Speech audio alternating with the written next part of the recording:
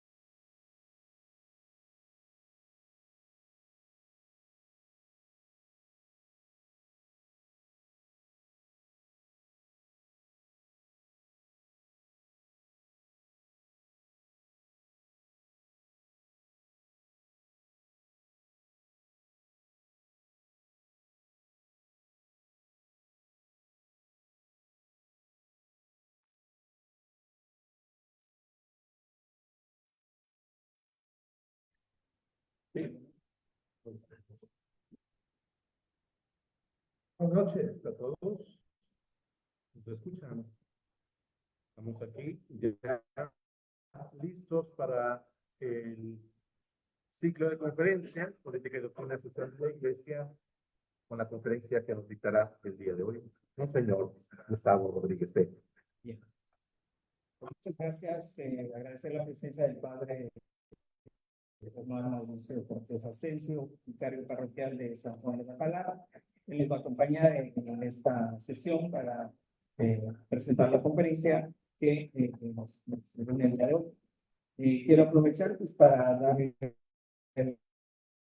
la más cordial de las bienvenidas a todos los participantes, a nuestros amigos, compañeros y apostolados y movimientos, tanto de la diócesis de Cancún Chetumal como de la provincia de Yucatán, así como también de Campeche, de Tabasco y de otros estados de la República Mexicana que nos están en este momento contactando. Sin más preámbulo, vamos a iniciar entonces esta conferencia el día de hoy de Monseñor Gustavo, ¿sí? Y pidiéndole previamente al Padre Omar Cortés, si por favor nos apoyan con la oración inicial antes de iniciar la conferencia. En el nombre del Padre, y del Hijo, y del Espíritu Santo. Amén. Dios omnipotente y misericordioso, derrama tu bendición sobre estos hijos tuyos, que estamos atentos a la escucha de tu palabra y de tu mensaje. Tus pastores nos han brindado también el camino seguro a través de la doctrina social de la Iglesia y de la doctrina de nuestra fe. Pedimos, Señor, que derrames tu sabiduría en cada uno de ellos y en cada uno de nosotros, para que podamos escuchar vivamente tu mensaje y podamos transmitirlo a favor de la caridad y el servicio a nuestros hermanos. Por Jesucristo, nuestro Señor. Amén. Bien, ahora les invitaría a que hiciéramos todos juntos la oración de nuestro santo patrón.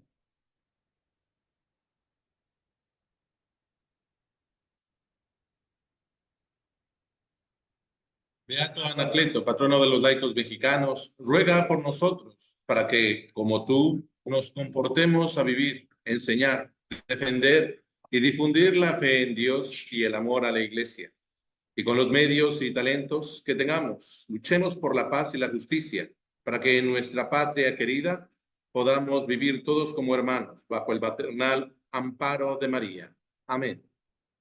Muy bien, ahora a continuación le voy a pedir de favor a nuestra compañera de la pastoral de laicos, Luis Silva, que por favor nos apoye dando la biografía de Monseñor Gustavo Rodríguez, ¿sí? Para efectos que todos conozcan la vasta experiencia que tiene.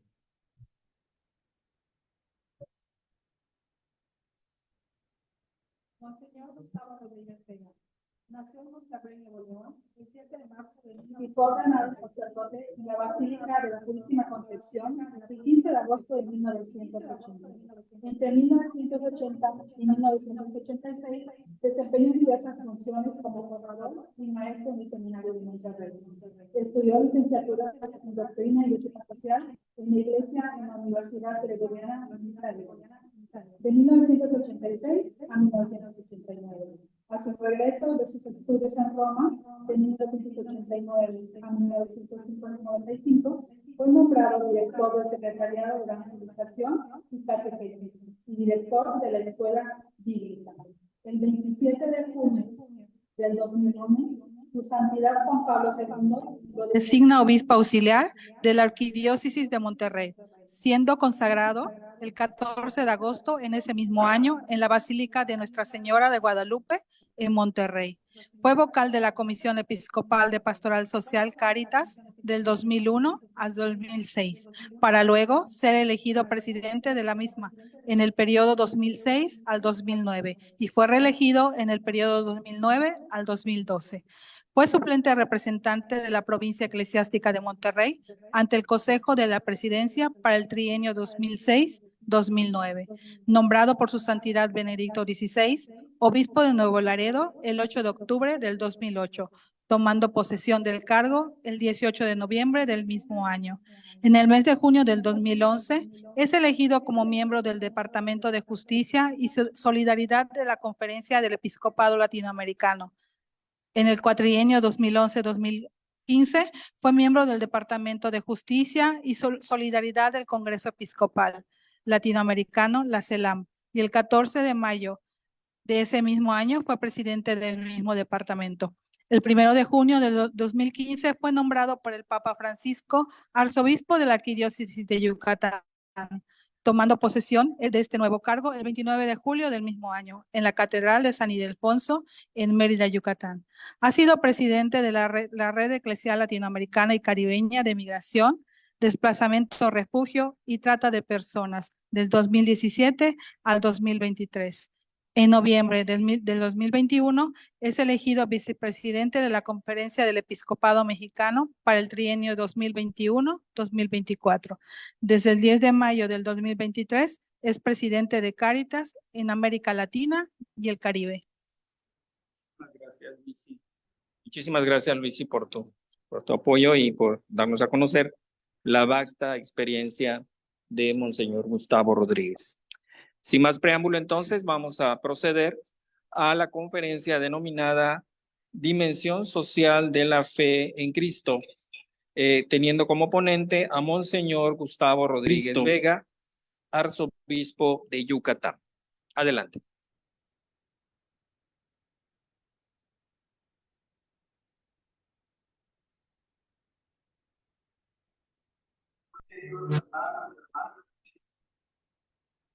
Muy queridos hermanos y hermanas, amigos, amigas, qué gusto saludarles. Los obispos de la provincia de Yucatán hemos querido compartir con ustedes algunas reflexiones que creemos son valiosas para este periodo que se aproxima de las elecciones. Por eso vamos a ir compartiendo algunas pequeñas conferencias como esta que yo estoy ahora a punto de iniciar. Soy el arzobispo de Yucatán, Gustavo Rodríguez Vega, a sus órdenes, y voy a comenzar con el tema la dimensión social de la fe. Muy queridos hermanos, yo creo que si no a todos, a muchos les puede parecer un poco rara, un poco extraña esta expresión de la dimensión social de la fe. Y sin embargo, la fe tiene una dimensión social y hay que tenerlo muy en cuenta en la vida de la iglesia y en la vida de cada cristiano. Así es que vamos a introducirnos en esta temática que nos ayude a entender las exigencias de la fe en nuestras relaciones interpersonales, en nuestras relaciones sociales. Hablemos de la autenticidad de la fe. ¿Qué se necesita para que la fe sea auténtica? En primer lugar, tomemos en cuenta que la fe no es solo un sentimiento. Alguien puede participar en una forma de oración que sea muy sentimental, muy emotiva y que la goce mucho, pero si todo acaba ahí, entonces la fe estaría muy pobre y faltaría autenticidad. No basta solamente el sentimiento. La fe tampoco es solo una idea, solo un conocimiento. Hay quienes buscan nutrirse, leer textos de teología y más teología y de doctrina de la iglesia, y así pueden volverse eruditos. Pero la fe es mucho más que nunca ha ido a la escuela, puede superarnos en la fe, aunque no tenga estos conocimientos. Hay que reconocer que la fe en Cristo involucra a toda la persona con todas sus facultades y relaciones, todo lo que es el ser humano. Sigamos con la autenticidad de la fe.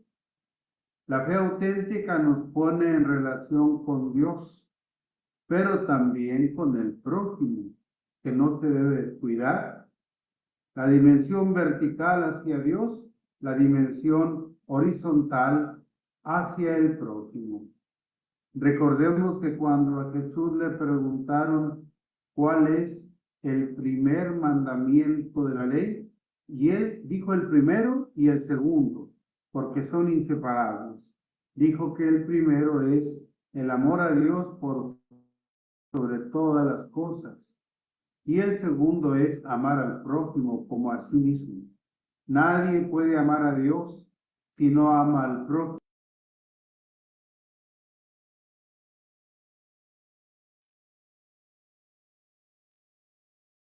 Que la fe sin obras está muerta.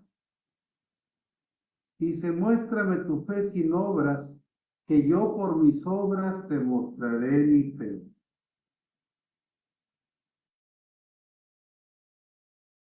Sigamos con la autenticidad de la fe. Lutero llegó a decir que lo único que importaba era creer. Cree y te salvarás. Cree y serás salvo. Pero es una mala interpretación de la carta a los romanos. San Pablo se dirigía a los judaizantes que querían obligar a los nuevos cristianos a observar toda la ley de Moisés. Y por eso es importante este pequeño versículo que nos aclara todo. Carta a los Gálatas, capítulo 5, versículo 6, donde dice San Pablo, lo que nos salva es la fe que actúa por la caridad. Así es que sí es importante la acción, no la acción de las leyes de Moisés, sino la acción de la caridad. Y amar. Tú puedes decir, es que yo amo a mis padres, a mis hijos, a mis hermanos. Bueno, Jesús nos dice, esto cualquiera lo hace. Si amas a quien te ama, ¿qué mérito tienes? Hasta grandes asesinos, la gente que se dedica al crimen organizado, tiene gente que ama y que hacen mucho de lo que cometen en sus crímenes, lo hacen por amor a sus seres queridos. Pero eso no tiene ningún mérito. El verdadero amor tiene que trascender a nuestra familia, tiene que trascender a nuestras familias, a nuestros amigos, perdón, tiene que ir hacia todos, reconociéndolos como hijos de Dios, como hermanos nuestros. Tomemos en cuenta la autenticidad de la fe, recordando la parábola del buen samaritano que aparece en San Lucas capítulo 10, versículo 25 al 37.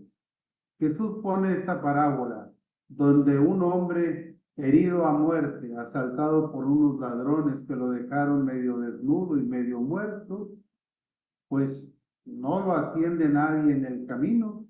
Pasa un sacerdote y pasa de largo. Pasa un levita y pasa de largo. Pero viene un samaritano y este se compadece, lo atiende, lo cuida, lo lleva al mesón, ahí paga una cantidad de dinero para que lo sigan atendiendo y le dice al posadero, si algo gastas de más, yo te lo pago a mi regreso. Muy fuerte esa parábola para los que la escuchaban. Imagínense que hoy en día alguien nos contara la misma parábola diciendo que pasó un sacerdote de largo y luego pasó un diácono y también abandonó a aquel hombre herido y que finalmente pasó un protestante y que él sí se detuvo a saludarlo, a salvarlo, a cuidarlo. ¿Quién de ellos se portó como prójimo? Lo que vale ante Dios es acercarnos al necesitado, especialmente, para ayudarlo como hermano nuestro.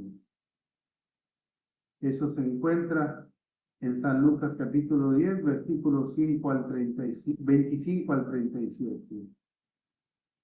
La fe auténtica se lleva a la vida. Existe en muchos cristianos un divorcio entre la fe y la vida. ¿Por qué? Porque la fe la tienen para el corazón. La fe la tienen para el templo.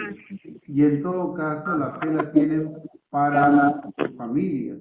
Pero no para llevarla al trabajo, no para llevarla al despacho de un abogado, no para llevarla al comercio, no para llevarla a la política. Y todos los creyentes en Cristo llevamos la fe a la vida, México sería totalmente distinto. Es cierto que ahora hay gente de otras religiones, pero católicos y protestantes que creemos en Cristo, ¿dónde está nuestra fe llevada a la vida? Debería notarse lo que nosotros somos en todos nuestros quehaceres sociales. La fe auténtica se lleva al trabajo, a la escuela, al deporte, a la política y a todas las actividades diarias. Y allí, en todas partes, se testimonie nuestra fe. La fe que solo se expresa en el templo no es auténtica.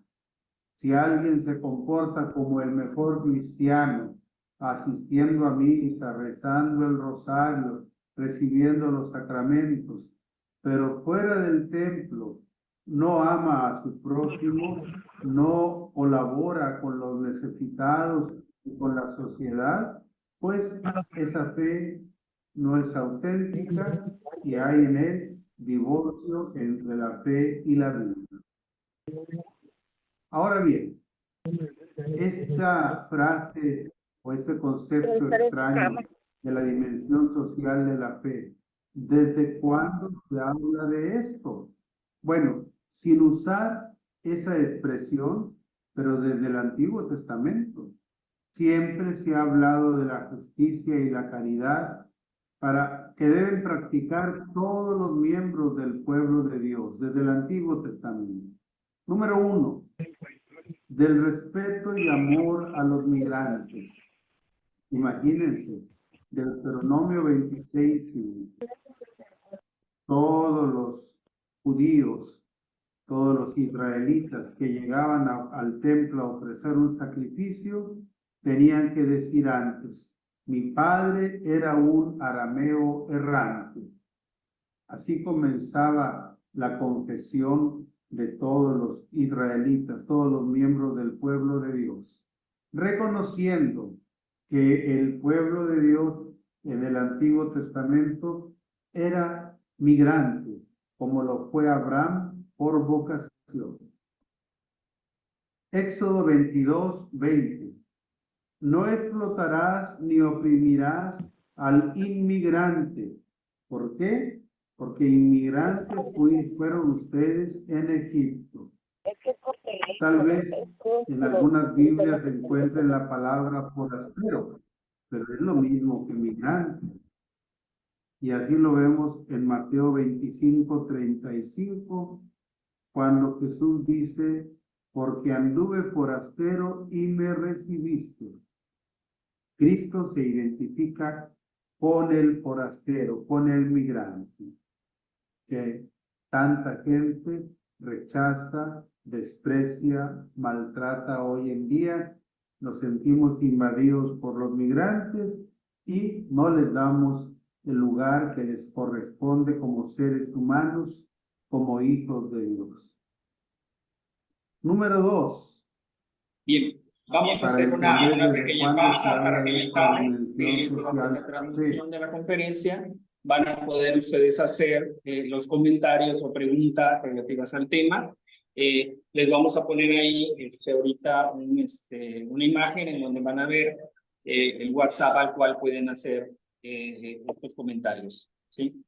Le voy a pedir al padre Omar, porque es igual si nos hace unos comentarios también para enriquecer la conferencia que estamos escuchando. Pues desde el punto de vista de Monseñor Gustavo, también encontramos cómo la dimensión social no solo abarca la parte de la acción en favor del prójimo, la sociocaritativa, sino que la parte espiritual es la que va a nutrir esa parte sociocaritativa, porque nosotros no somos una ONG o una institución civil nada más de ayuda.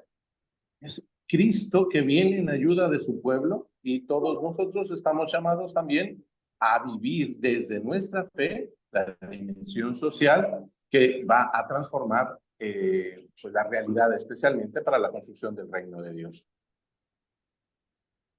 Hay que tener en cuenta también todo lo que va a ser la política social que se tiene que renovar, especialmente desde nuestra visión como laicos, como desde las estructuras gubernamentales, todos trabajando en conjunto. Pero se tiene que hacer una coordinación y sobre todo, un caminar juntos desde el plano de la fe que nos lleve a esta participación social y esta, obviamente, la dimensión social que nos habla desde la fe, Monseñor Gustavo Vega.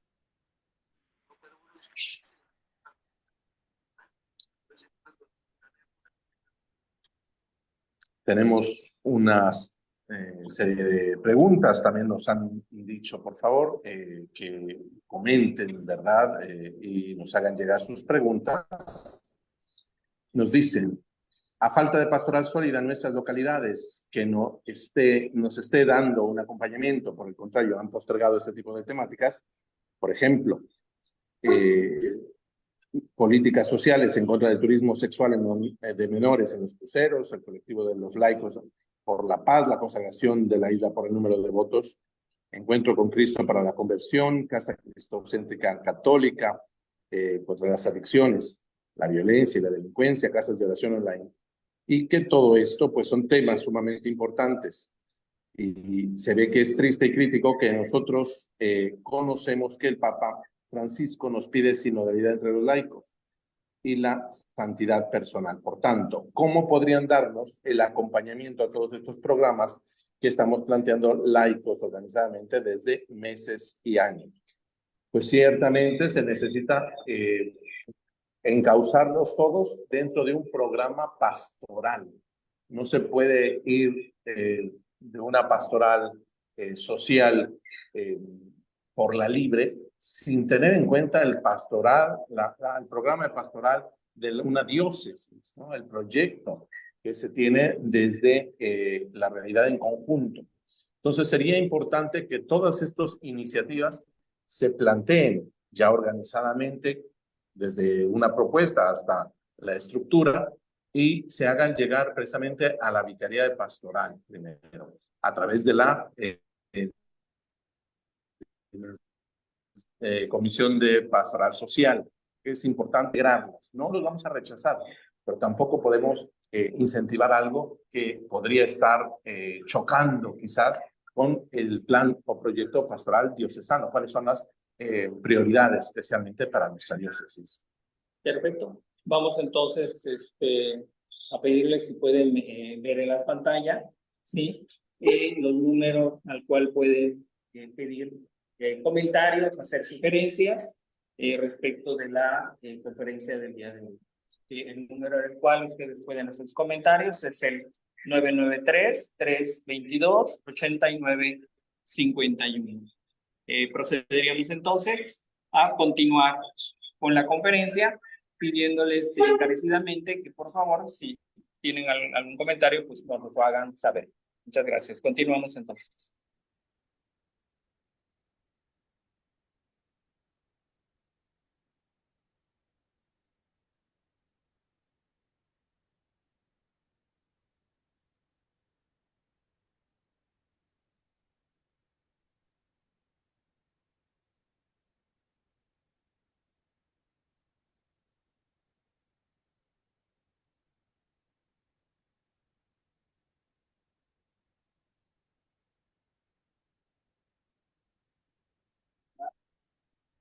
y que hacen mucho de lo que cometen en sus crímenes, lo hacen por amor a sus seres queridos. Pero eso no tiene ningún mérito. El verdadero amor tiene que trascender a nuestra familia, tiene que trascender a nuestras familias, a nuestros amigos, perdón, tiene que ir hacia todos, reconociéndolos como hijos de Dios, como hermanos nuestros. Tomemos en cuenta la autenticidad de la fe, recordando la parábola del buen samaritano que aparece en San Lucas capítulo 10, versículo 25 al 37. Jesús pone esta parábola donde un hombre herido a muerte, asaltado por unos ladrones que lo dejaron medio desnudo y medio muerto, pues no lo atiende nadie en el camino. Pasa un sacerdote y pasa de largo. Pasa un levita y pasa de largo. Pero viene un samaritano y este se compadece, lo atiende, lo cuida, lo lleva al mesón, ahí paga una cantidad de dinero para que lo sigan atendiendo y le dice al posadero, si algo gastas de más, yo te lo pago a mi regreso. Muy fuerte esa parábola para los que la escuchaban. Imagínense que hoy en día alguien nos contara la misma parábola diciendo que pasó un sacerdote de largo y luego pasó un diácono y también abandonó a aquel hombre herido y que finalmente pasó un protestante y que él sí se detuvo a saludarlo, a salvarlo, a cuidarlo. ¿Quién de ellos se portó como prójimo? Lo que vale ante Dios es acercarnos al necesitado, especialmente para ayudarlo como hermano nuestro.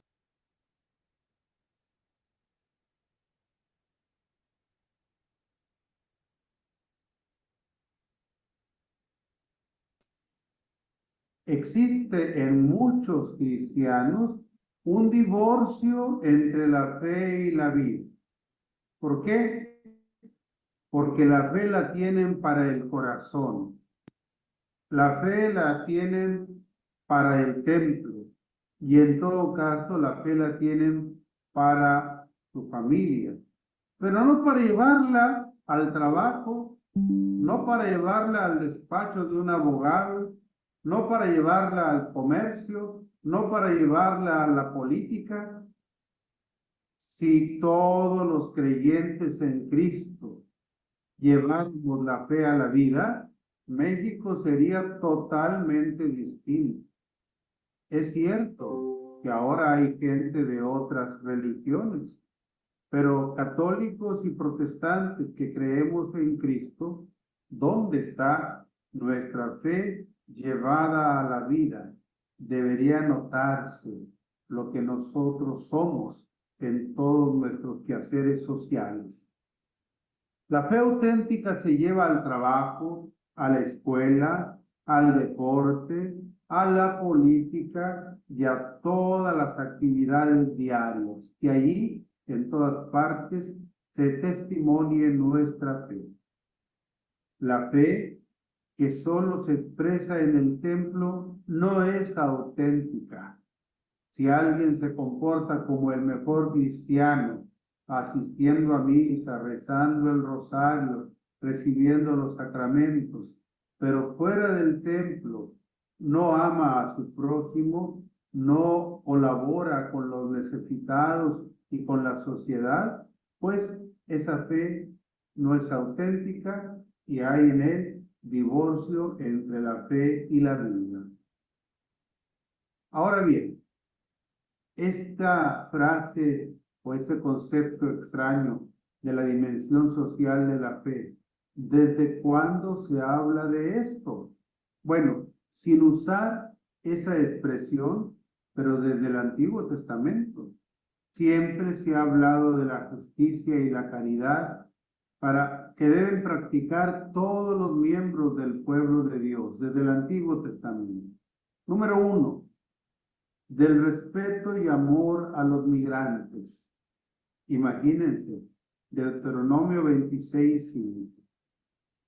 Todos los judíos, todos los israelitas que llegaban al templo a ofrecer un sacrificio, tenían que decir antes: mi padre era un arameo errante. Así comenzaba la confesión de todos los israelitas, todos los miembros del pueblo de Dios, reconociendo que el pueblo de Dios en el Antiguo Testamento era migrante, como lo fue Abraham por vocación. Éxodo 22:20. No explotarás ni oprimirás al inmigrante. ¿Por qué? Porque inmigrantes fueron ustedes en Egipto. Tal vez en algunas Biblias se encuentre la palabra forastero, pero es lo mismo que migrante. Y así lo vemos en Mateo 25:35, cuando Jesús dice: porque anduve forastero y me recibiste.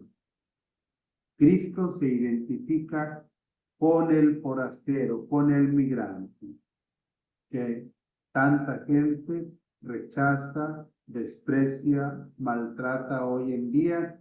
Nos sentimos invadidos por los migrantes y no les damos el lugar que les corresponde como seres humanos, como hijos de Dios. Número 2. Para entender desde cuándo se habla de esta dimensión social de la fe.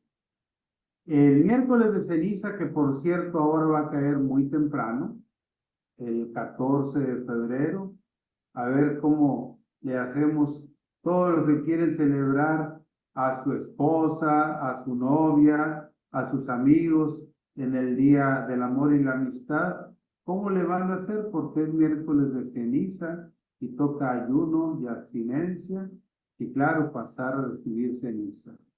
Pero tengamos en cuenta cuál es el verdadero ayuno.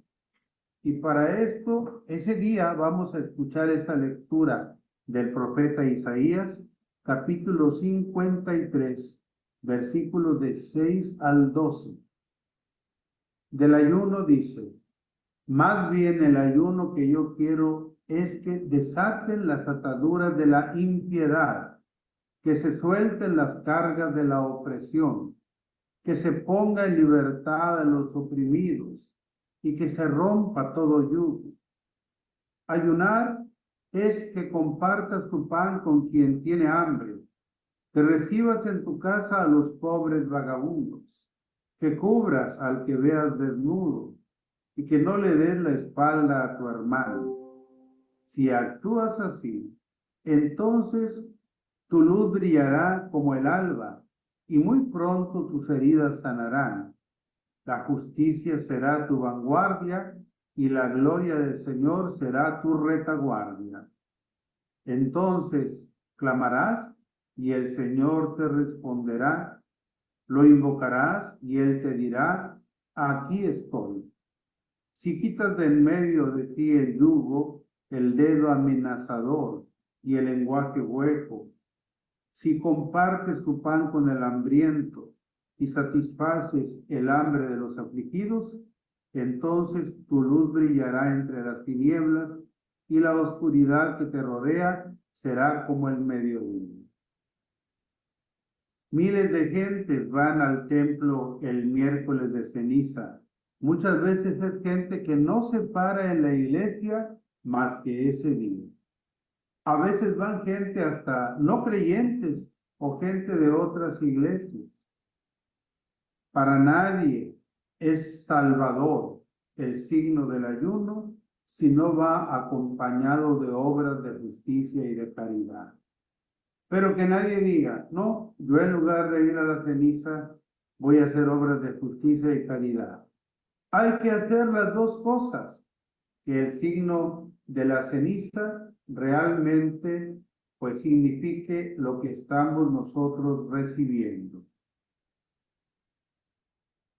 Ahora bien, sobre el salario. ¿Qué tiene que ver el salario con la fe? Es que el que cree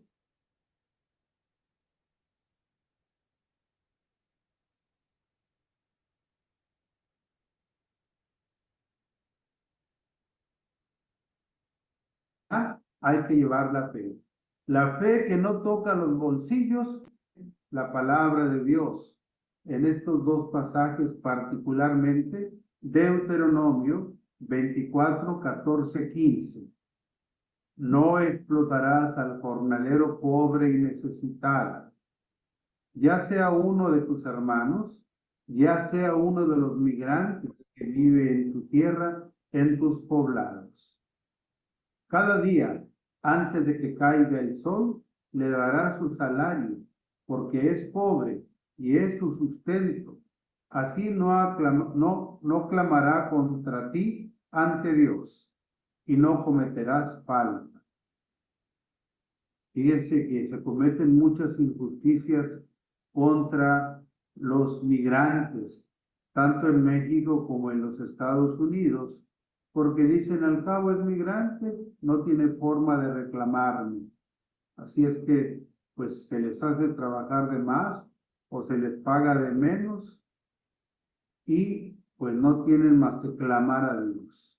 Por eso, un hombre de verdadera fe tiene que ser justo en el salario que da a sus trabajadores. Levítico 19:13. No oprimirás a tu prójimo ni le robarás. El salario de un jornalero no ha de quedar contigo toda la noche hasta la mañana. Entregar puntualmente el salario.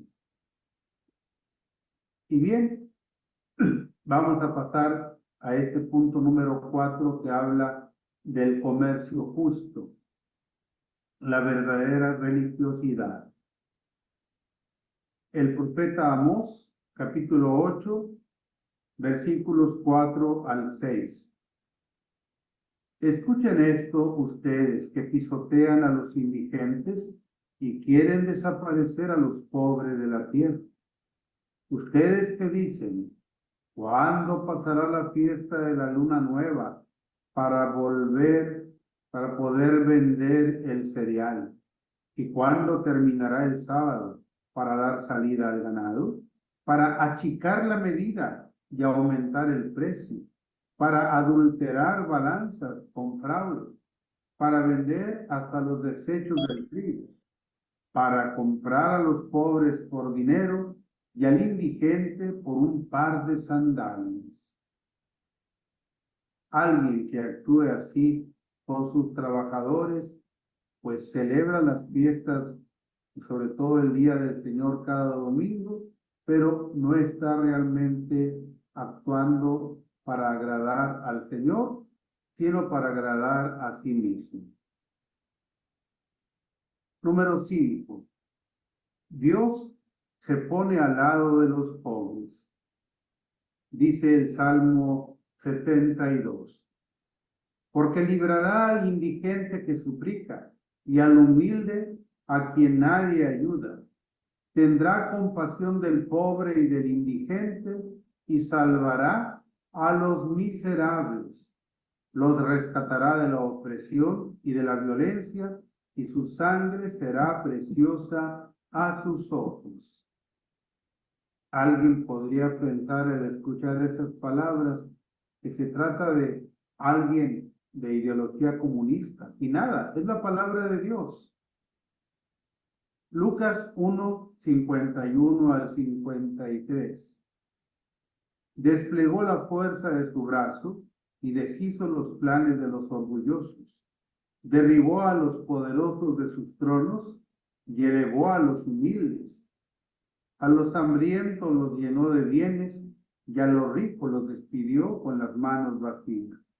Otra vez, alguien podría pensar que son palabras de un comunista. Y saben, estas palabras son de la Santísima Virgen María en su Magnífica. Cuando dice a los ricos despidió con las manos vacías, se refiere a todos los que amasaron las riquezas cometiendo injusticias y sin tener en cuenta el hambre de los pobres y todas sus necesidades. Dios se pone del lado de los pobres. Vamos al número 6, donde decimos que Jesús se identifica con el pobre necesitado y el necesitado. Jesús se identifica con los hambrientos, con los sedientos, con los migrantes, con los desnudos. Bueno, se trata de gente que carece de ropa, no que anden necesariamente sin ropa, sino que tienen muy poquita. A veces no tienen ni siquiera ropa adecuada para el invierno. Jesús se identifica con los enfermos y con los presos.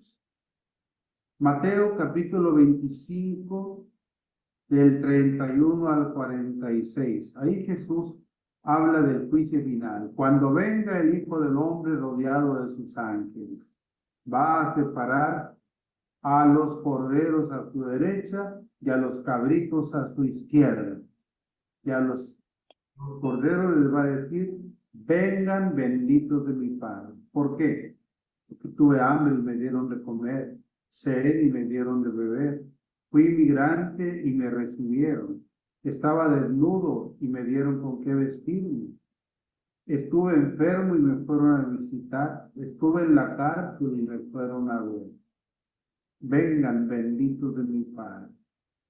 Y al contrario, vayan malditos al fuego eterno, a todos los que no atendieron a Jesús en la persona de los pobres. Ahí está Jesús identificado. Fíjense qué curioso que Jesús habla del juicio final, donde no va a preguntar cuántas oraciones hiciste. Claro, no dice tampoco cuántos sacramentos recibiste, sino cómo te portaste con el necesitado. Hay quienes completan devociones particulares como la comunión de los viernes primeros, pero cómo se porta con el prójimo, eso es lo que debemos ver, que realmente la oración y los sacramentos ablanden nuestro corazón para atender a nuestros hermanos necesitados, porque Jesús se identifica con ellos. Ahora bien, ¿desde cuándo se habla de la dimensión social de la fe? Número 7. Desde la primitiva comunidad cristiana. Los primeros cristianos lo tenían todo en común. Esto lo podemos encontrar en el libro de los Hechos de los Apóstoles, capítulo 2, 42 y 47. También el capítulo 4, 32 al 35. Nadie pasaba necesidad, porque todo lo compartían como verdaderos hermanos. Algunos de ellos que tenían propiedades las vendían y ponían el dinero a los pies de los apóstoles para que ellos lo distribuyeran en la comunidad según las necesidades de cada uno. Y si alguien dice, ¿esto es comunismo? Claro que no, porque el comunismo es una ideología que se impone como una política de gobierno. En cambio, aquí es acto de fe. Como consecuencia de la fe, comparto con los necesitados y de esa manera nadie pasa necesidad. Alguien puede preguntar, bueno, ¿hay gente que vive así en la actualidad como aquellos primeros cristianos compartiéndolo todo? Sí, en cada comunidad religiosa. Por eso ven ustedes a las religiosas vestidas todas iguales. No hay competencia entre esas mujeres para ver quién viste mejor, para ver quién tiene el mejor vestido, no. Visten iguales, comen lo mismo y no aspiran a estar una sobre la otra. Esto es una forma original en la iglesia de tenerlo todo en común. También hay grupos de laicos que saben compartir las necesidades de todos los miembros del grupo. A mí me consta, lo he visto. Vi a un grupo donde pertenece mi hermano menor, cómo lo apoyaron durante el tiempo que no tenía trabajo. Así es que esta realidad no es antigua, sino actual en nuestra iglesia. Otra vez vamos con el apóstol Santiago al capítulo 2, versículo 1 al 12. Santiago nos invita a no hacer acepción de personas, a no preferir y dar buen trato a los ricos y en cambio despreciar a los pobres. Y pone el ejemplo de que si en la comunidad, en la asamblea, entra un hombre lujosamente vestido con un anillo de oro, y al pobre se le dice, siéntate en el suelo, y al rico, siéntese aquí adelante. Esto es hacer acepción de personas. Santiago nos recuerda que eso no debe ser entre nosotros, sino que todos debemos considerarnos iguales delante de Dios, para que nadie se sienta más y nadie se sienta menos. A nadie tratemos mejor que a otros, que a todos los tratemos por igual, con la justicia que debemos dar los cristianos. También tenemos este otro pasaje. Desde los santos padres de la iglesia tenemos esta realidad de que ahí se habla de la dimensión social de la fe. Miren, por ejemplo, San Agustín, que dice que, no alcanzo a ver ahí con la parte de arriba, la caridad que se hace a los pobres es hacer justicia con ellos. O sea que en realidad nadie les da nada a los pobres, sino que hacemos justicia. Todos los bienes de la creación se destinan a todos los hombres. Este es un principio de la doctrina social de la iglesia, el destino universal de los bienes. Y en esto hay un consenso en todos los padres de la iglesia, griegos y latinos. Luego San Basilio y San Agustín nos dicen, el hombre tiene una naturaleza social y está llamado a vivir en comunidad. Gregorio Nacianceno, Crisóstomo, San Juan Crisóstomo y San Ambrosio nos dicen, todos los hombres tenemos una básica igualdad. Miren, estamos hablando de los santos padres de la iglesia. Recordemos quiénes son ellos. Son, la mayoría de ellos, obispos de los primeros siglos de la iglesia y otros pastores de la iglesia que nos dejaron grandes enseñanzas. Nuestra fe católica se entiende gracias a todas las reflexiones y enseñanzas que nos dejaron los santos padres de la iglesia en los primeros 5 siglos de la existencia nuestra. Dice Tertuliano, San Basilio, San Juan Crisóstomo, San Ambrosio, Asterio y Zenón de Verona. La propiedad privada sin solidaridad ni respeto por el destino universal de todos los bienes para todos los hombres es fuente de egoísmo, divisiones y explotación.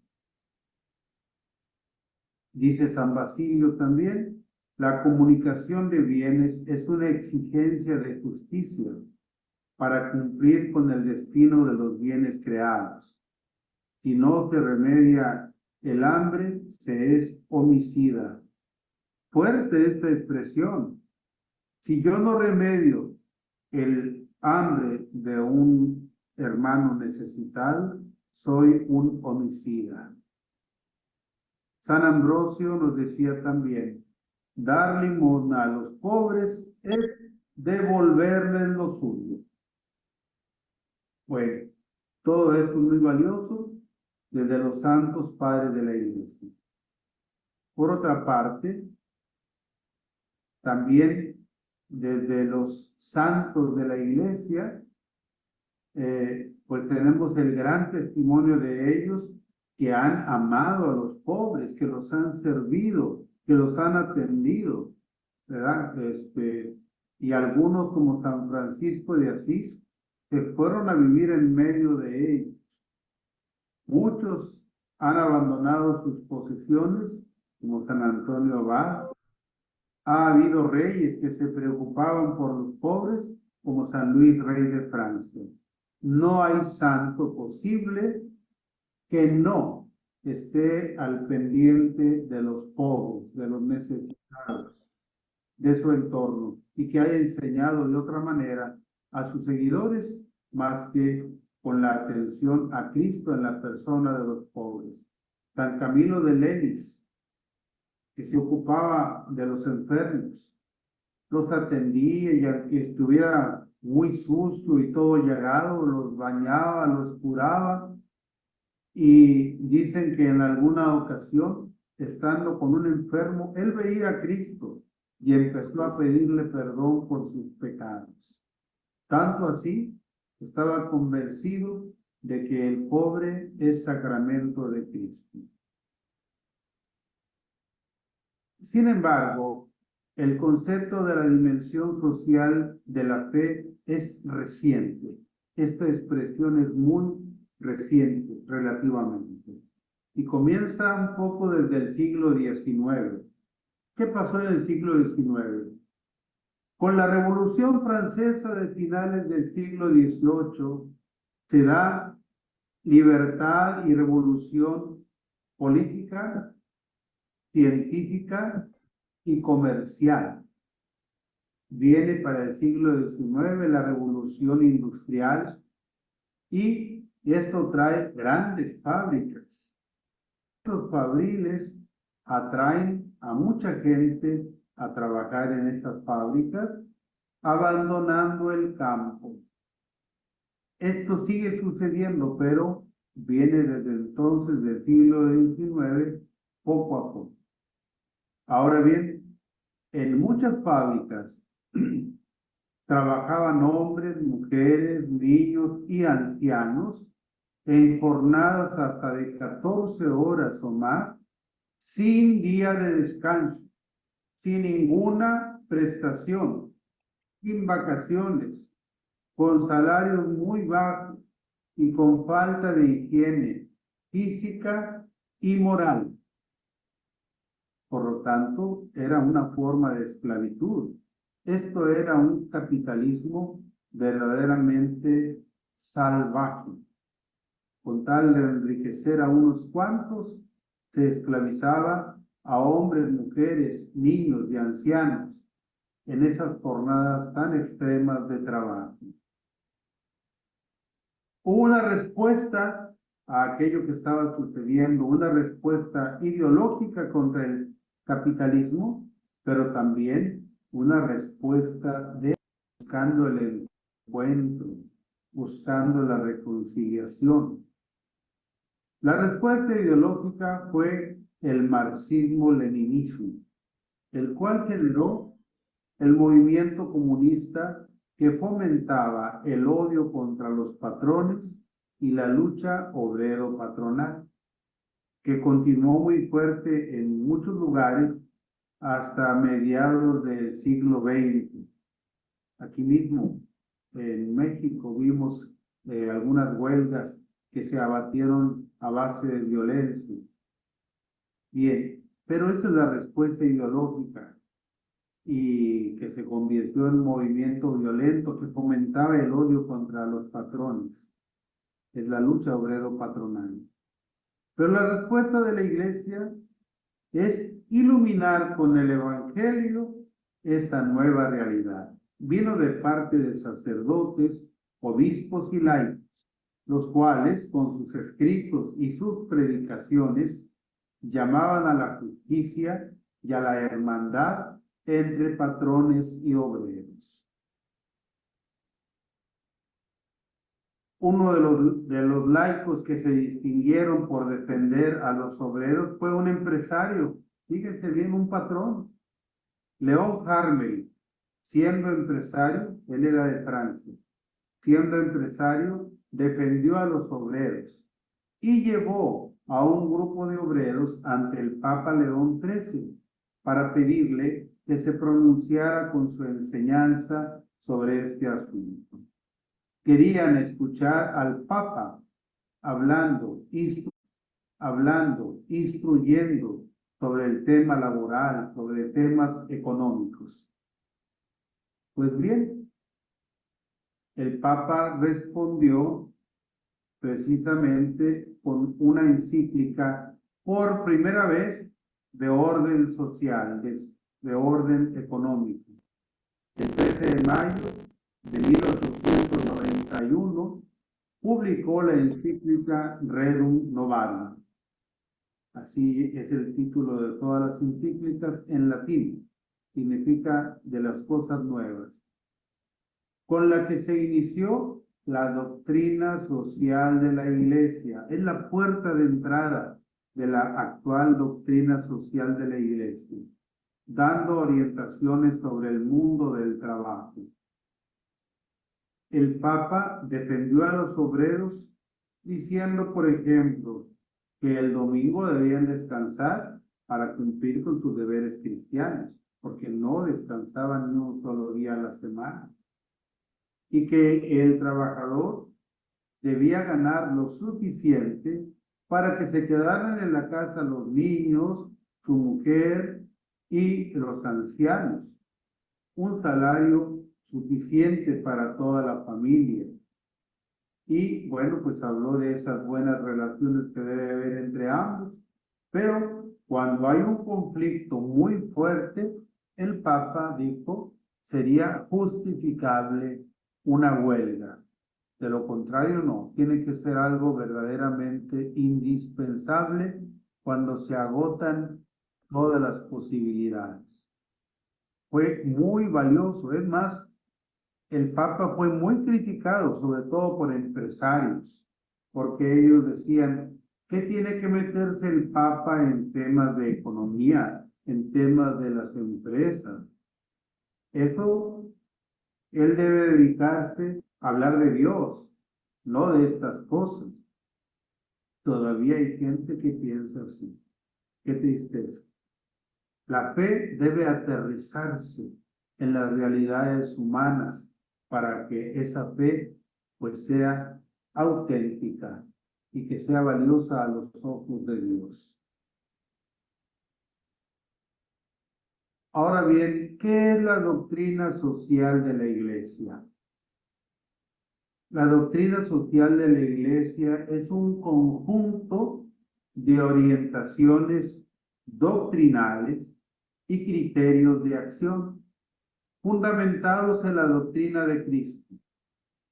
Porque la doctrina de Cristo está inspirada, esa doctrina social, en los pasajes que yo les puse como ejemplos, tanto de la Sagrada Escritura, del Evangelio, del libro de los Hechos, del apóstol Santiago, de los santos padres de la Iglesia. Es solamente una muestra, pero ahí está el fundamento, es el Evangelio de nuestro Señor. La doctrina social de la Iglesia es la Iglesia católica que presentó a todos los hombres de buena voluntad con el objeto de orientar la acción social. Fíjense, dirigida a todos los hombres de buena voluntad. Es decir, la doctrina social puede ser aceptada no solamente por católicos, sino también por todos los hombres y mujeres de buena voluntad. Y de hecho, muchas veces con algunos documentos, gente que está fuera de la Iglesia es la primera en entender, en aceptar las enseñanzas de la doctrina social. Qué vergüenza, pero así es. Se nos adelantan. Y los papas siempre han dirigido estos documentos para todos, no solamente para los católicos, y las personas de buena voluntad escuchan y atienden estas enseñanzas. Principales documentos de la doctrina social de la Iglesia. Tenemos al Papa, después de León XIII, con la Rerum Novarum, 40 años después, el Papa Pío XI escribió la 40º Anno de 1931, que quiere decir el aniversario 40. San Juan XXIII, en el aniversario 70, escribió la Mater et Magistra, Madre y Maestra, la Iglesia, que atiende a temas sociales que son importantes de que sean iluminados por el Evangelio. El mismo San Juan XXIII nos dio en 1963 la Pacem in Terris, porque la guerra amenazaba terriblemente con una tercera guerra mundial en aquellos tiempos ya. Pero quizá el documento más valioso, más importante, es la Constitución Apostólica Gaudium et Spes del Concilio Vaticano II en 1965, la última en ser firmada en el concilio. Los obispos, junto con el Papa en aquellos años, se pusieron a pensar qué es la Iglesia y lo definieron en la Constitución de la Iglesia, Lumen Gentium. Pero también, ¿qué es la Iglesia ante el mundo? Y es esta Constitución Gaudium et Spes, la Iglesia que no es ajena a las tristezas, a las alegrías y a todas las situaciones que vive el hombre en el mundo actual y en todo momento. Si es que ahí tenemos el documento más fuerte por ser documento del Concilio Vaticano II. Después, San Pablo VI nos dio la Populorum Progressio en 1967 sobre el desarrollo humano integral, porque andaba toda la gente muy emocionada con el progreso, creyendo que las leyes de la economía eran suficientes para que todos los pueblos progresaran, pero el Papa puso el énfasis en que el verdadero desarrollo, para ser auténtico, tenía que ser de todo el hombre, no nada más de sus bolsillos, y de todos los hombres, no solo de unos cuantos. San Juan Pablo II nos dio el gran documento de la Laborem Exercens, celebrando ya 90 años de la Rerum Novarum. Una encíclica que habla sobre el trabajo humano para enaltecer el trabajo. Ya ven que la primera también trató sobre el trabajo y esta otra viene a el trabajo, no solamente de las empresas y de las fábricas, sino también de la casa, de las madres de familia que no reciben sueldo, también de los... Solamente estoy diciendo una palabrita. San Juan Pablo II nos dio también en 1987 la Solicitud Rei Sociales, la preocupación de la Iglesia por los asuntos sociales.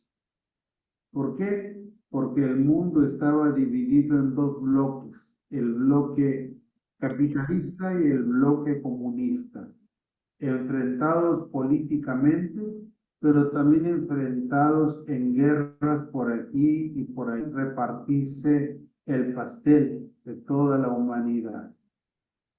Por ahí le reclamaron al Papa San Juan Pablo los del lado del capitalismo, que debía de poner más bien como enemigos a los que estaban del lado del socialista, pero San Juan Pablo II dio a entender que se necesita una conversión de todos para que no domine el dinero, el amor al dinero,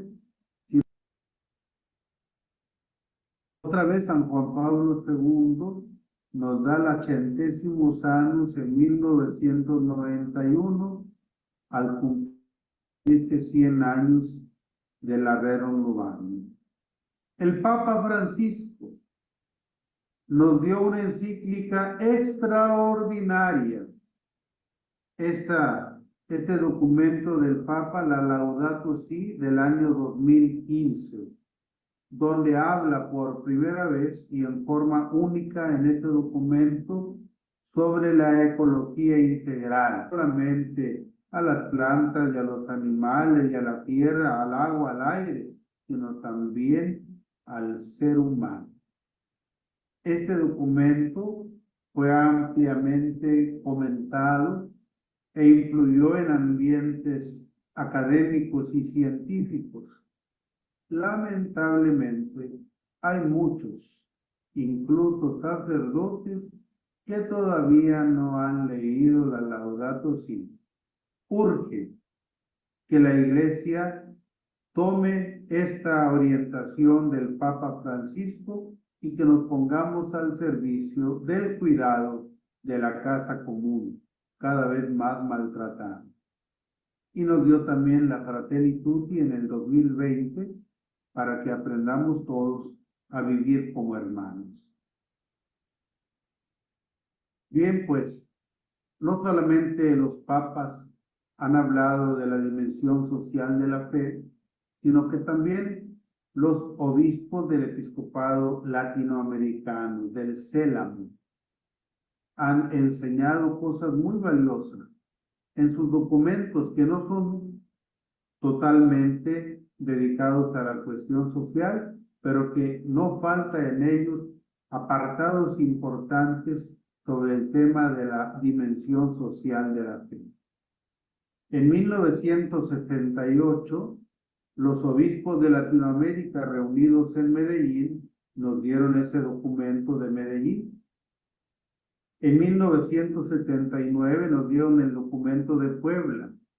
Mucha gente no sabe que el Papa San Juan Pablo II vino para estar presente en la conferencia del episcopado latinoamericano en Puebla. No fue por venir a México, vino por la conferencia del episcopado latinoamericano.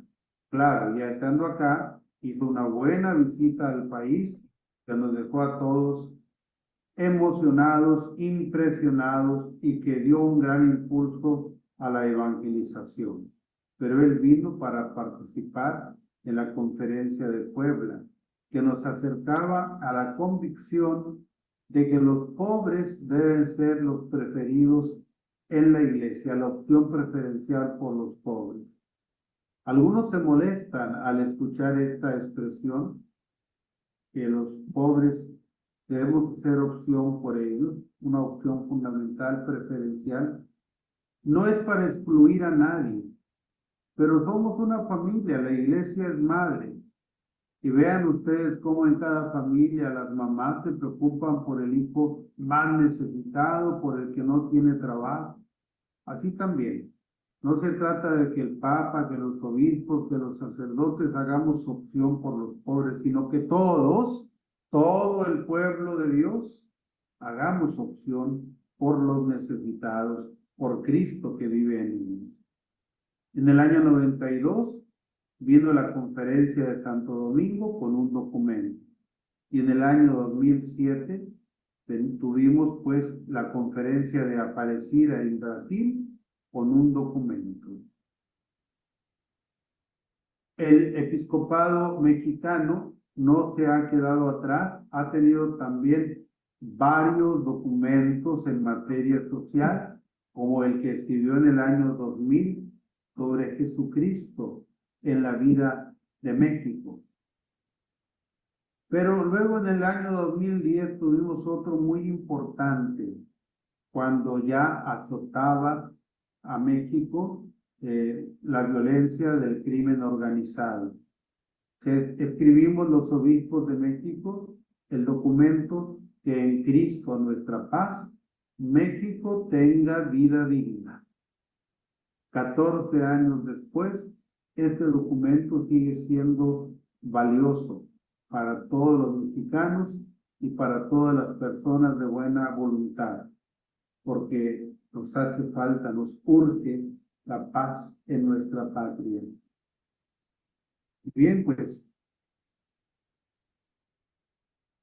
¿qué diferencia hay o relación entre doctrina social, dimensión social y pastoral social? La doctrina social de la Iglesia ilumina la dimensión social de la fe.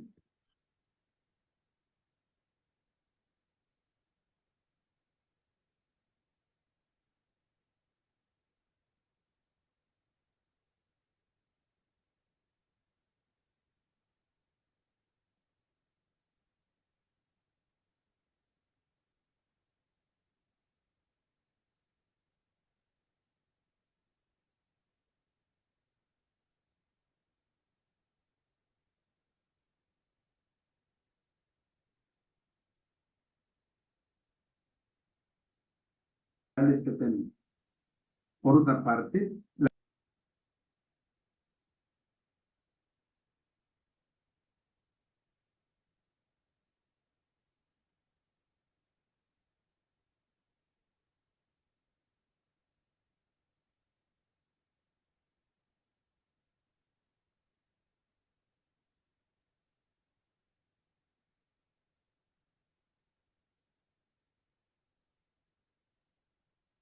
social de la Iglesia de los años 90. Ojalá que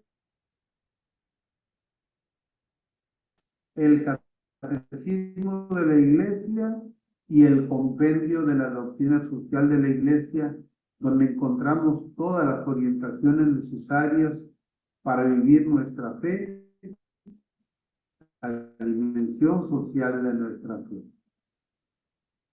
Cada laico vive la dimensión social de su fe de manera individual en su trabajo y demás actividades, o participando en grupos de la sociedad que hacen el bien, o en actividades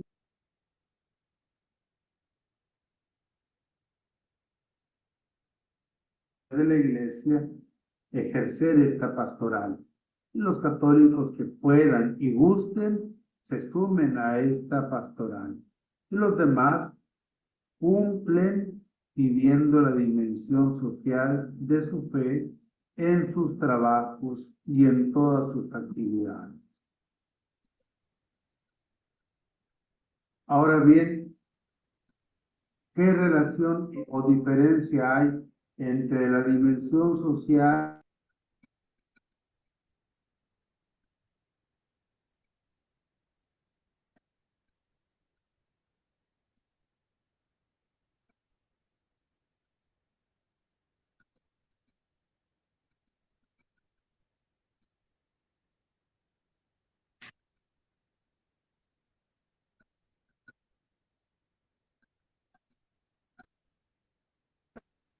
todo bautizado buscando el bien común? No es que yo me intereso por mí y por mi familia. Hijo de Dios, buen miembro de la Iglesia, has de preocuparte por todos tus hermanos y por participar en el bien común. Les pongo un ejemplo. Yo conocí a un señor en Monterrey que era siempre sencillo, humilde, pero siempre muy servicial, que se encargaba de regar la placita de su barrio donde él vivía. Era un gran servidor. Digo era precisamente pisando un cable eléctrico, pero vivió interesado por el bien común. Hay muchas manifestaciones del bien común y a todos nos debe interesar, todo bautizado. Todo bautizado está llamado a cumplir con sus deberes ciudadanos. Somos ciudadanos y esto también delante de Dios. Todo bautizado es libre de participar en la política del partido. El que quiera, el que guste, el que sienta esa vocación, pues que entre a participar en la política de partido. Claro, si ese bautizado es sacerdote, no puede participar ahí, porque el sacerdote es signo de unidad. Y los partidos nos partimos, ¿verdad? En varios grupos. Ni el sacerdote, ni el diácono, ni siquiera algunos ministros de la iglesia, que por ejemplo dan la comunión, no conviene porque sobre todo en los pequeños pueblos empieza la gente a sentirse incómoda porque ahí en el altar está alguien que no pertenece a mi partido. Hay que tener mucho cuidado y quienes, por ejemplo, los laicos tengan algún servicio en la iglesia, hacer un paréntesis mientras estén participando en la política de partido. La iglesia no tiene ningún partido que le represente, ¿verdad? Ningún partido este es el católico, no. Ningún candidato, ningún partido. El bautizado es libre de votar por aquella persona que considere la más conveniente para ocupar un cargo de gobierno. Hay que votar no pensando en mi interés personal, sino pensando qué es lo mejor para todo México. Porque puedo tener yo conveniencias. Por ejemplo, si un amigo o un pariente anda metido en un partido, me va a favorecer a mí. Pensemos todos en qué partido, qué persona es la que más le conviene a todo México. No pensamos individualmente, sino pensamos socialmente. Bueno, esto es muy importante, esta última proyección, porque precisamente estas conferencias se están haciendo en orden a las elecciones que vienen, elecciones históricas que serán muy trascendentes en la vida de nuestro país. Por eso hemos iniciado esta serie de conferencias y ojalá que tengan difusión a largo alcance. Es para nuestra provincia eclesiástica, para la diócesis de Cancún, Quintana Roo y Cancún, Chetumal, para la diócesis, arquidiócesis de Yucatán, la diócesis de Campeche, la diócesis de Tabasco. Pero que salga. Si otros obispos la quieren presentar en sus diócesis, que lleguen esas conferencias también, y ojalá que sean una ayuda para la formación, especialmente de los católicos, en esos temas tan importantes que también son parte de nuestra fe. Y con esto yo les doy las gracias. Gracias por haber participado en esta primera conferencia. Que Dios los bendiga, Dios los ilumine y ojalá que esta conferencia de veras traiga para ustedes orientación en su vida de fe. Dios los bendiga en el nombre del Padre y del Hijo y del Espíritu Santo. Amén. Pues muchas gracias a Monseñor. Listo. Muchas gracias a Monseñor Gustavo Rodríguez Vega por su brillante conferencia. Queremos comentarles que debido a los compromisos que tuvo en su agenda, pues tuvimos que tener la conferencia con material pregrabado.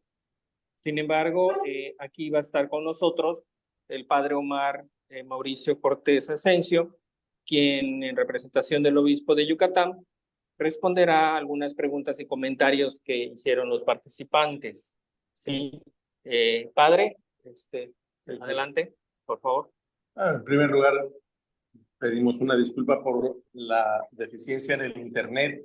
Hemos tenido bastante problema debido a la ventisca que ha habido en esta zona.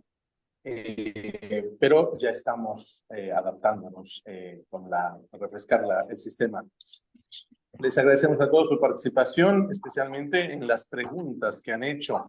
La primera, como iglesia, ¿cuál sería su recomendación para nuestros hermanos que se niegan a opinar sobre política?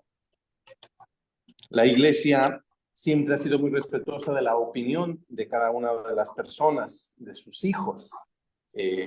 Sin embargo, a través de la doctrina social de la iglesia, expresa su llamado a vivir la dimensión política de cada uno de sus hijos, también de los miembros de la iglesia.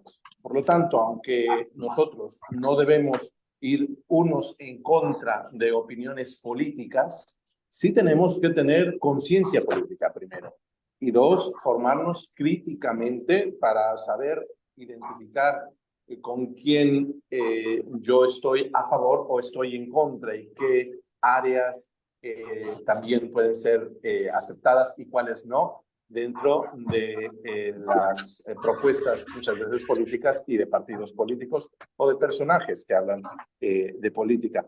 Por tanto, todas las opiniones, aunque son respetables, no podemos permanecer nunca indiferentes como cristianos, como verdaderos hijos de Dios, ante la situación social, la dimensión social y política que nos compete a todos y sobre todo no dejar de orar y participar activamente en toda la dimensión política que nos pida también desde la ciudadanía y los gobiernos. Los católicos no podemos permanecer indiferentes y que se arreglen las cosas y esperamos que Dios venga a arreglarnos. No, Dios nos da la capacitación, la fuerza y el Espíritu Santo para unos participar en política, para hacer política, los que tienen que hacerla, y todos formarnos críticamente para nuestra decisión política.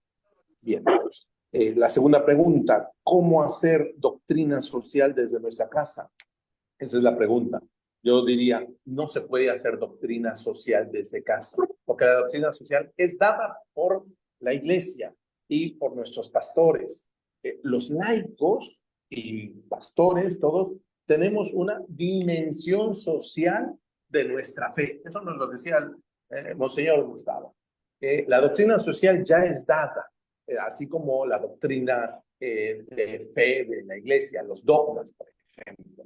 No es que hagamos nosotros dogmas desde la iglesia o doctrina social desde la iglesia, sino que nosotros desde nuestra casa podemos formarnos en la doctrina social leyendo primeramente cuál es esta doctrina social. Monseñor hace un análisis extenso desde la parte bíblica, cómo Dios se revela a su pueblo a través de los profetas, a través de Jesucristo, a través de las cartas apostólicas, y después también cómo la iglesia va adquiriendo la conciencia social y la dimensión social de su fe, especialmente a través de las encíclicas dadas por los santos padres a lo largo de estos más de 100 años que tenemos estas encíclicas sociales, ¿no? Entonces, ¿cómo podemos hacerlas? Leyendo, instruyéndonos. Hay mucho material en internet, hay mucho material de formación,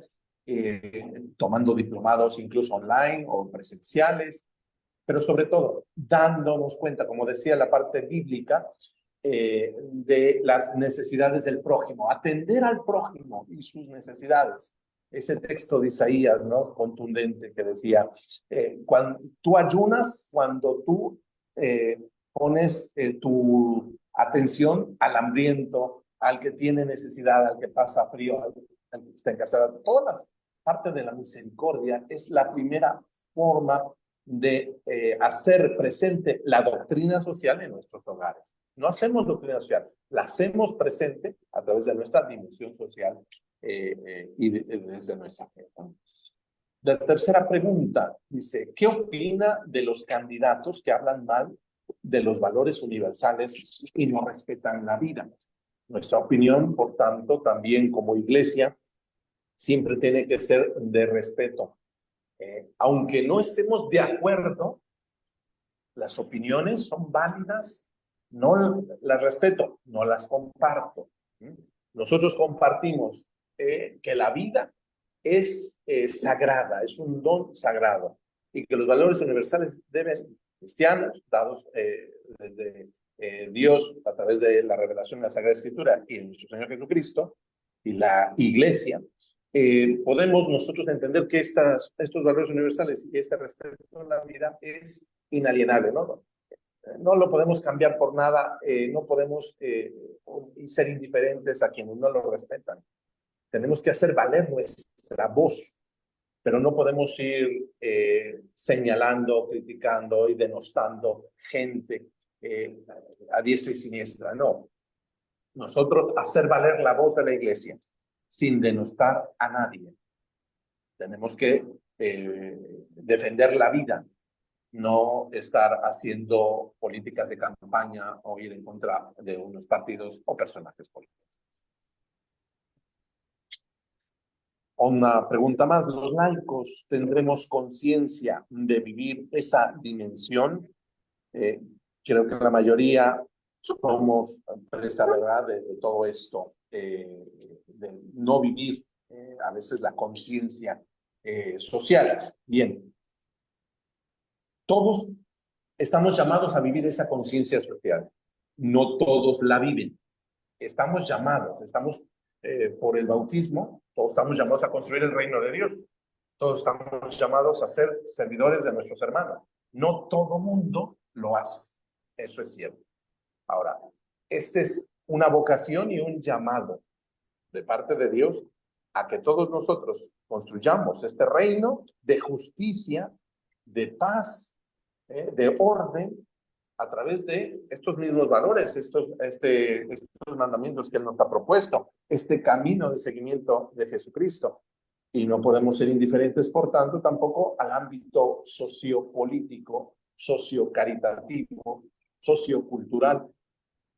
Estas son dimensiones dentro de la doctrina social de la Iglesia que debemos aprender, que debemos respetar, que debemos seguir, porque no podemos ser solo laicos o sacerdotes religiosos de iglesia y templo sin salir a transformar nuestras realidades.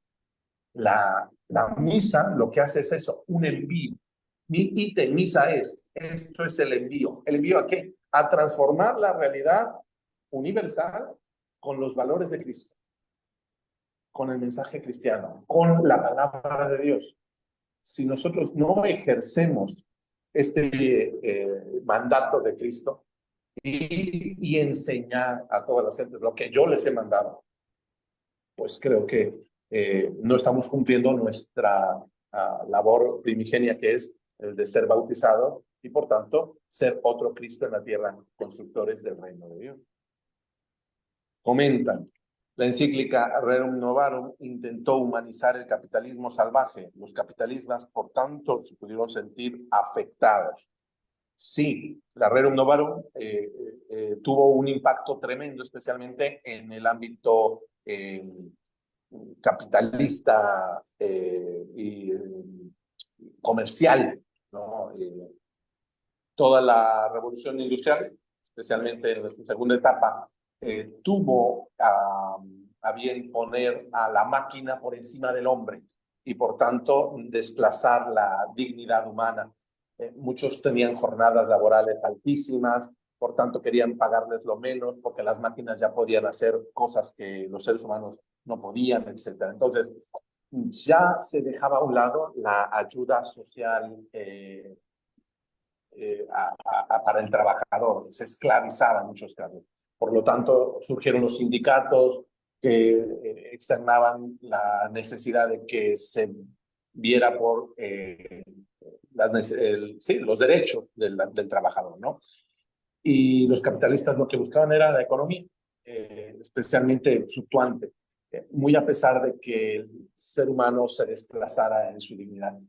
La Rerum Novarum y el Papa, pues esta encíclica social hace un llamado contundente a que todo empresario tiene que seguir los valores de Cristo, especialmente de la dignidad humana, respetando al ser humano en todas sus dimensiones, especialmente también la del descanso. Entonces, yo creo que intenta humanizar, sí, por supuesto, que si se sienten afectados los que se sientan afectados, pues yo creo que también es un llamado de Dios por medio del Santo Padre a manifestar una equidad y una justicia social.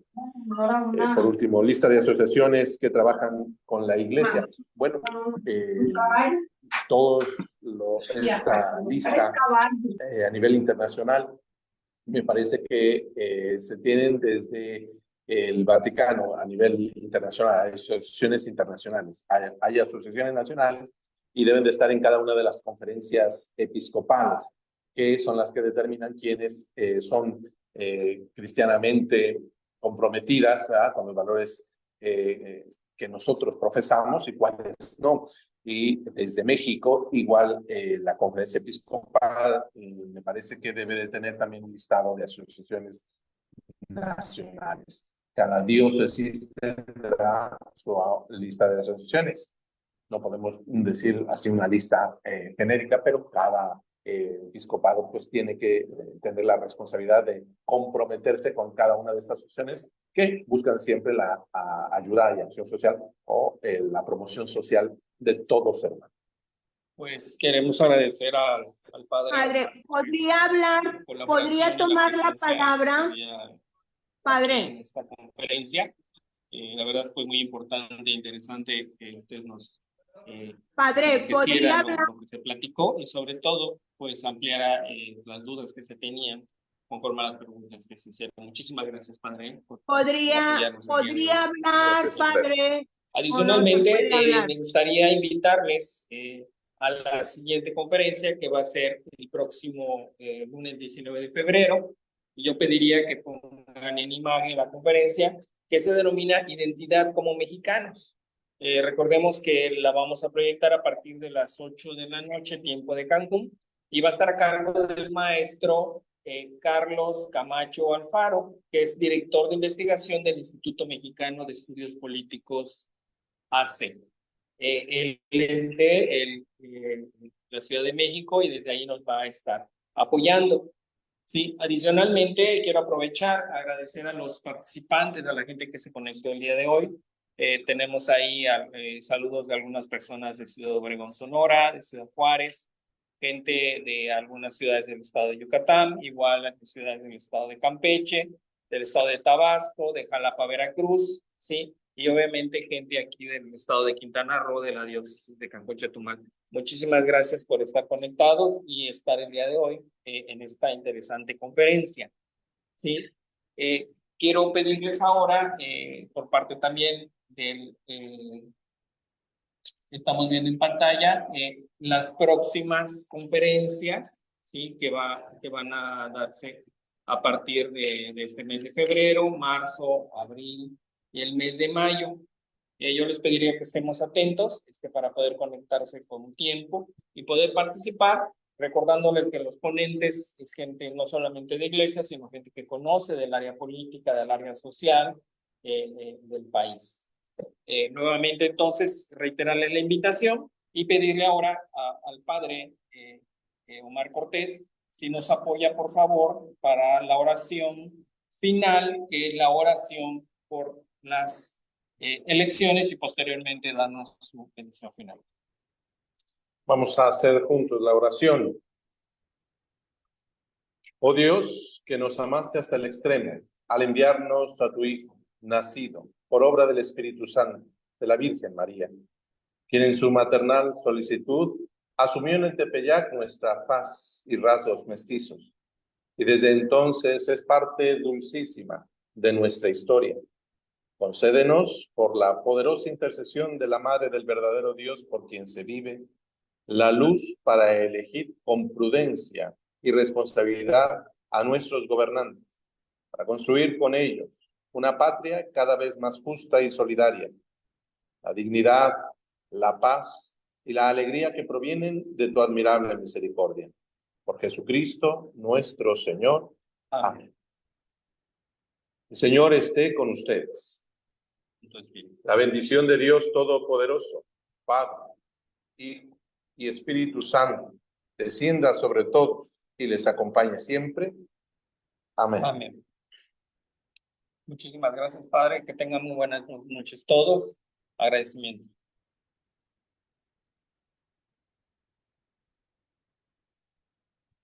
Muy bien.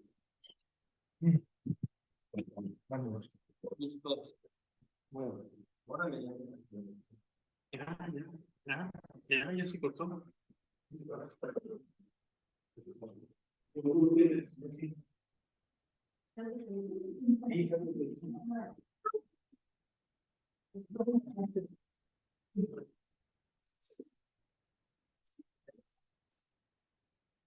En el Facebook ya no, en el Zoom.